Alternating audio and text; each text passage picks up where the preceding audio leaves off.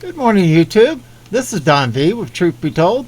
I ran across a couple stories here. There's not a whole lot going on today, but there is a couple little things we can watch and find out what's happening in our world today. Before we move to that, don't forget to subscribe and click the bell and thumbs up. I'd really appreciate it. 97% of the people who watch my videos are not subscribers. I just need to add to them. Costs you nothing, and I'd really appreciate it. At any rate, without ado, let's go ahead and move to it. First one is Lawless Texas Democrats escape to Washington, D.C. on private jet. Maskless with crate of beer and rules are for little people. There they are. Democrats take their beer with them to the party in Washington, D.C. At least 58 Democrat members of the State House of Representatives fled to Texas to Washington, D.C. to block Republicans from advancing new voting laws through a special session of the legislature.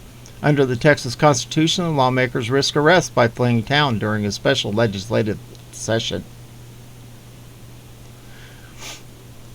The Democrats are furious about voter ID laws and regulations on ballot drop boxes and ballot harvesting. Today, Democrats know they must cheat to win.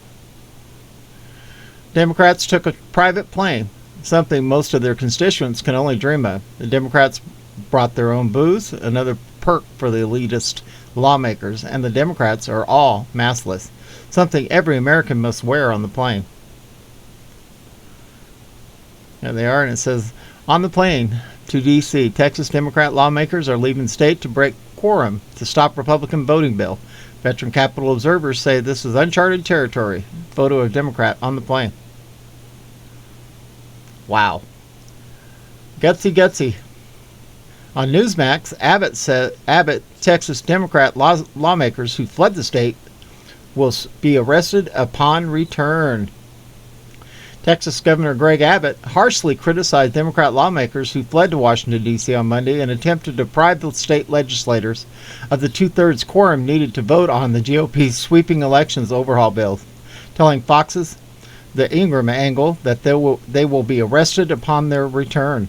Republican governor said members of the Texas House of Representatives who are still in the state can call for the arrest of their colleagues who do not show up to vote as long as their arrests are made in Texas. Abbott insisted that once they step back into the state, they will be arrested, brought back to the Capitol, and we will be conducting business. Yay! Over the weekend, Republicans in the state legislature worked to advance two voting bills which the GPO insists are needed to provide greater election security, Newsweek reported. Democrats say that the legislation, which would add new ID requirements for mail-in ballots and prohibit 24-hour polling locations, drive-through voting, and ballot drop boxes, would make it more difficult for citizens to vote, especially minorities, young people, and those with disabilities. 24-hour polling locations, drive-through voting, and ballot drop boxes were used in last year's election in Texas, according to the Washington Post, to make it easier for state residents to safely vote during the coronavirus pandemic. Texas Democrats also took part in a walkout in May. It successfully prevented an earlier version of the voting legislation from passing, Newsweek reported. The Texas Democratic Party issued a statement saying that in response to Republicans' escalation of their attacks on voters, Democrats continue to hold the line. Democrats explained that after they historically blocked Republican anti-voter efforts in the spring legislative session, Abbott called an irregular extra legislative session in order to resurrect the anti-voter legislation. Republicans made hope of holding on to power in the 2022 election. But Abbott insisted that such tactics will not work, telling Fox that we have special sessions that last 30 days, and the governor calls them, I will continue calling special sessions after special session because over time it's going to continue until they step up to vote.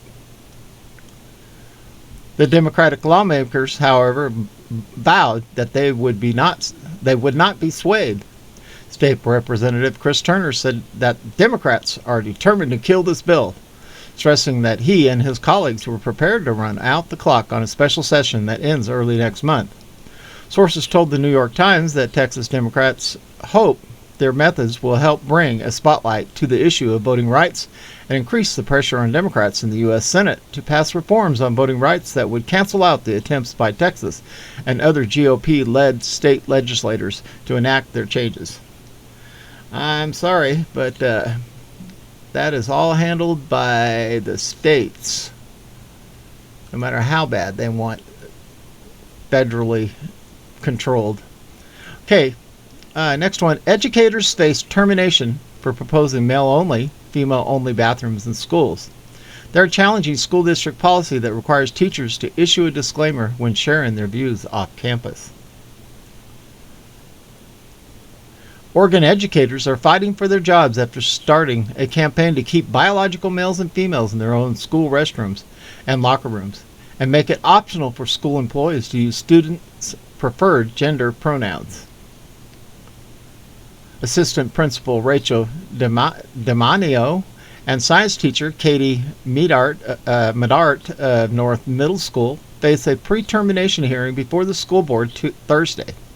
They're seeking a temporary restraining order and preliminary injunction as they continue suing the Grants Pass School District for violating their speech rights under the U.S. and Oregon constitutions. The district argues that federal court can't reinstate Demanio and Medart to their positions from which they have been on paid leave for 3 months for inappropriate behavior, unless the school board accepts the superintendent's recommendation to fire them. The educators argue they spoke as private citizens about gender identity education policy, a matter of public concern, using their own resources over spring break. The two claim they are challenging a district speech policy that not only regulates their speech on any political or controversial civil issue while acting as educators, but also requires them to issue a disclaimer when sharing their views off campus. They have stopped sharing social media posts about the I Resolve campaign because of the disclaimer requirement and unconstitutional chilling effect, a motion for a TRO said. The superintendent suspended them after they refused to take down the website, which also prevented Medart from finishing a district-paid certification training course. Now, it's my understanding, aren't you supposed to be able to do what you want on your own personal time as long as you're not violating any laws? The Women's Liberation Front is organizing the educators' supporters to participate in their public hearing via Zoom Thursday and circulating a petition in favor of them. The Josephine County Republican Party is urging supporters to file complaints with the district for exempting Black Lives Matter advocacy, including posters in classrooms, from the speech policy. At the same time, it prohibited the campaign by Demanio and Medart as controversial. The suit claims Blue Lives Matter posters are also banned. The district told a local news station in April that it was investigating 2 staff members in response to complaints that they made postings on social media and included references to their employment with the district. It implied the investigation was prompted to maintain welcoming and safe learning environments for the LGBTQ students. Except for its opposition to the educators' motion, the district has not filed a full response in court, citing its policy against commenting on litigation. A spokesperson declined to tell Just the News if it claims the right to regulate teachers' conversations during downtime at school, as the plaintiff alleged. She provided a copy of the district's policy on staff participation in political activities, but didn't explain how the plaintiffs violated it. The resolution, written by Demanio and Medart, recommend designating K-12 boys and girls facilities as anatomically male and anatomically female, which is consistent with historically and scientifically demonstrable and anatomically correct utilization of those spaces. Students who do not want to use their designated space would be offered private facilities. Following parent permission, students could request that school employees use a derivative of their legal name and pronouns that do not match the apparent anatomical presentation, but schools could not force employees to comply.